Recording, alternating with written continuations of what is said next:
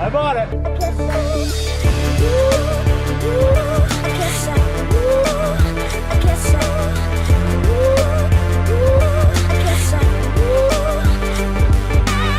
What's up, machine freaks? I'm feeling extremely excited today. I hope you guys are excited as well because you woke up this morning and you got to live this day and watch this video. I just have to say, the last time I felt this excited, it was because I bought my first drift car. That, kids, is foreshadowing. A little hint for the future. See, not only do we have fun at 3D machines, we also learn a little bit day by day. It's like going to school. It's like going to cool school. Keeping it froggy, fresh, and fly. I just wanted to remind you guys, Brap Life sweatshirts and hoodies and t-shirts and everything else are available. The link is in the description.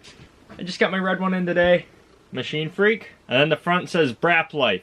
They make amazing Christmas presents. Put one on your Christmas list today, and if you know a fellow machine freak, hey, hook them up with a nice hoodie. They smell new. Back to the video. I am going to buy something. And you guys probably already know because the tag picture and all that stuff, it gives it away. But at the same time, it invites you to come over and watch the video. That's the science behind tag pictures. But anyways, yes, I'm going to buy that snowmobile. That's probably the tag picture. If I buy the snowmobile. If I don't buy the snowmobile, then I don't know what the tag picture will be. One thing's for sure, the lake is still going to be warm. We have been blessed with some beautiful weather lately. Absolutely beautiful weather. Warm, the lake's gonna stay warm. That means it's gonna take a little longer for it to freeze. And what that means is my area, our area, Buffalo's area, will get a lot of snow once the weather gets very cold.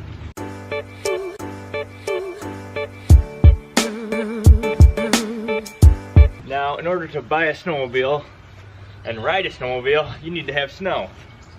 I guess you don't need any snow to buy it. I mean, there's no snow on the ground right now. But to ride it, you need snow. You don't need snow, but you want snow. People drag sleds in the grass all the time. My mom doesn't know that I have this big stack of wood. Yes, I do live with my mother. I'm only 22 years old. If you moved out before you were 22, good for you. In your opinion, that was a good decision. Or maybe not a good decision. My decision is, I'm staying at home for a little longer. I like helping my mom out with the house and the yard. My pile is going to hell very quickly. To be completely honest, I'm putting this wood over here so my mother doesn't see it. Because Seth told me he could hook me up with some wood. I told my mother about it. She said, no, we don't need any more crap around here. I do have a lot of crap. But this is like money in the bank, baby. Sorry, Mom, if you see this.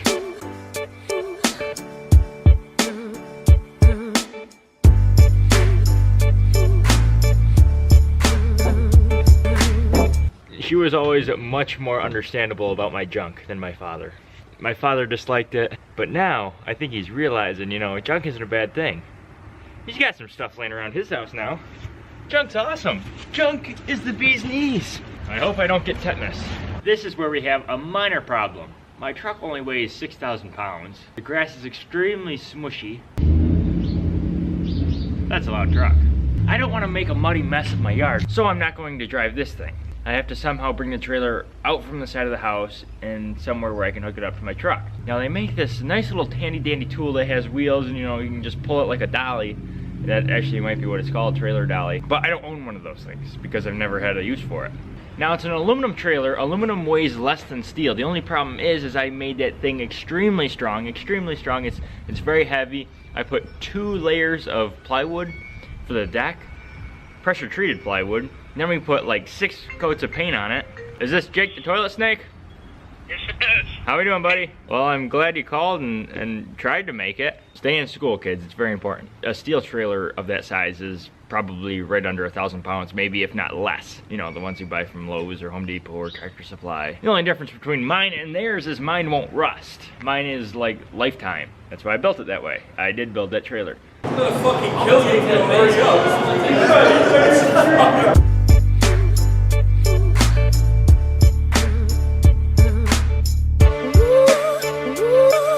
I built everything on this trailer, including the axle. I didn't even buy the axle, I built it. So besides the tires, the rims, and like the hardware, everything else I built. It's 1,000 pounds, it's pretty heavy.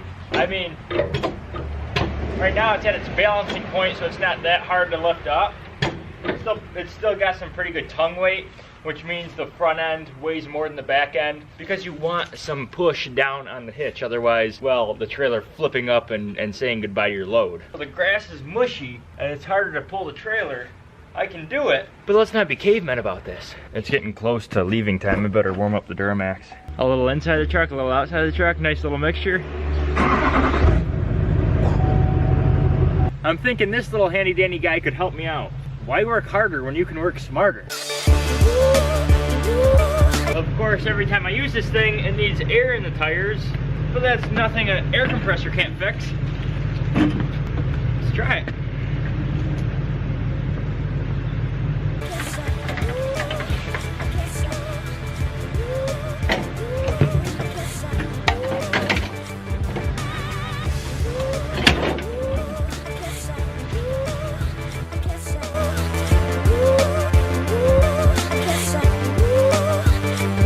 That actually worked. And it actually works quite well because that edge catches that and allows me to drag it.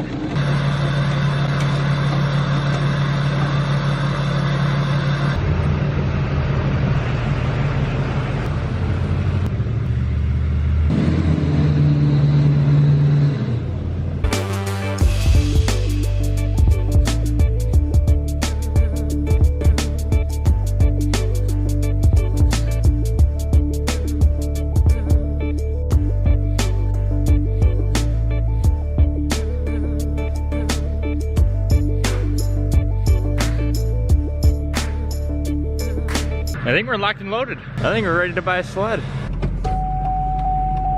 I got so excited I forgot to shut my door. Seth just texted me a little bit ago and he said stay off of Route 5 because Bethlehem Steel is on fire as we speak. And I'm probably 25 miles away from it. And as you can see in the distance, all that smoke. Holy smokes.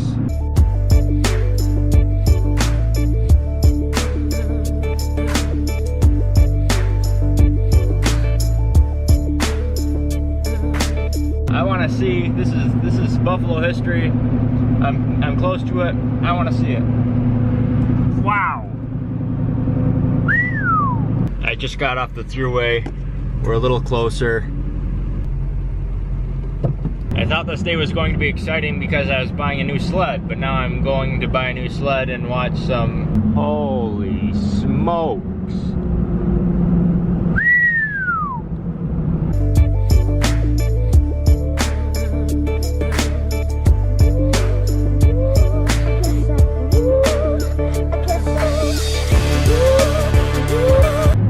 Definitely smell the metal in the air. This road can lead to Seth's house. I could go down that way and get closer to the building, but I don't want to get in anybody's way. These guys are doing the best that they can to make sure everybody can get in and out safely, and there's no need for me to go through with a truck and trailer. Seth lives pretty close to there. He's probably going to send me some pictures.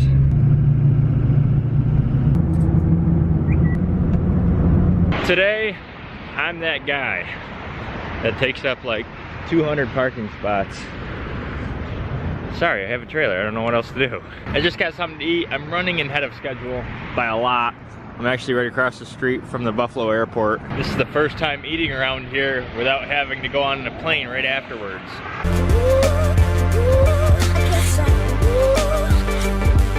I'm just checking my GPS. It says we'll arrive at 11:34. Last night, that's so weird. It said it would take like an hour and 40 minutes, and now it's only taken me 50 minutes. Have you guys ever dealt with stuff like that? You Google it or whatever you do, you MapQuest it, whatever they do now, whatever you guys do nowadays. Is the answer ever off? Because mine usually is never off. And it was like 40 minutes off. I better recheck the address. Okay, now it says I'll be there at 11:36. The guy wants me to be there at 12. It's the correct address.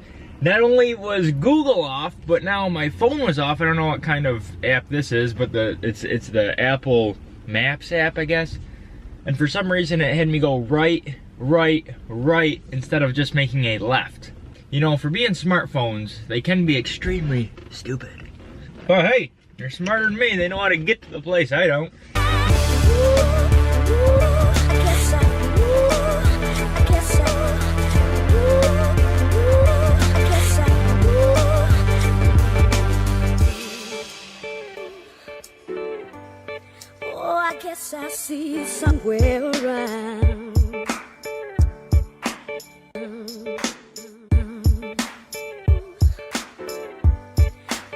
guess I see you somewhere around.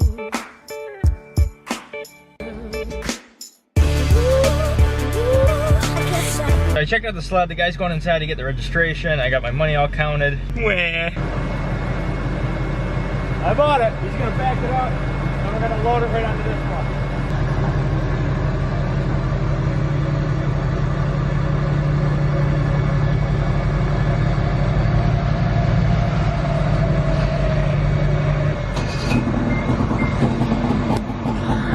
Is that an LB7 or all line? Yeah.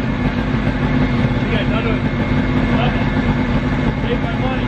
Bullshit, it's got exhaust. Yeah, it's got a straight pipe exhaust. I went down to Florida to get it.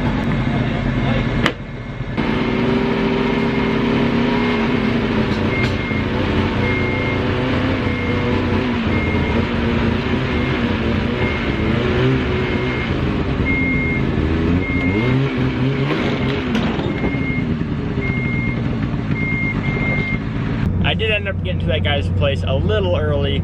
I actually had to wait. So while I was waiting, I got the trailer ready. I got the ramps off just in case I had to use them, but I thought we would load it the way we just did. And it worked very well, very well. But now I have a Skidoo. I had an Apex last year. We're moving to a Skidoo, going from 4-stroke, going to 2-stroke, 2-joker. I know a lot of you guys like 2-strokes, a lot of you guys like 4-strokes. We tried the 4-stroke, now we're trying the 2-stroke. All years prior, I always had a 2-stroke. I always had a Skidoo 2-stroke. But it was a 600. This is an 800 cc's. I just made it to Seth's place.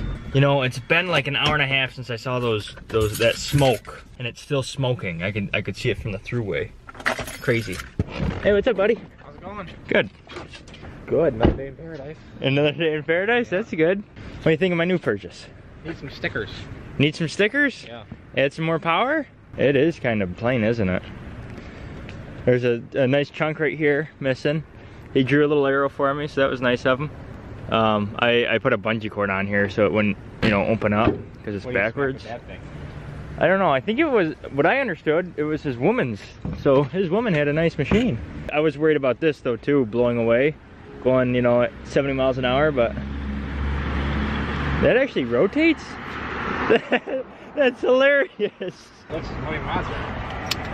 It's 7,500. Oh, 2-stroke? 2-strokes, you can rebuild them cheap, so if anything does happen, he said he rebuilt it 2,000 miles ago. Let's see. We'll see, right? Nice. Looks nice. Thank you. I'd rock it. So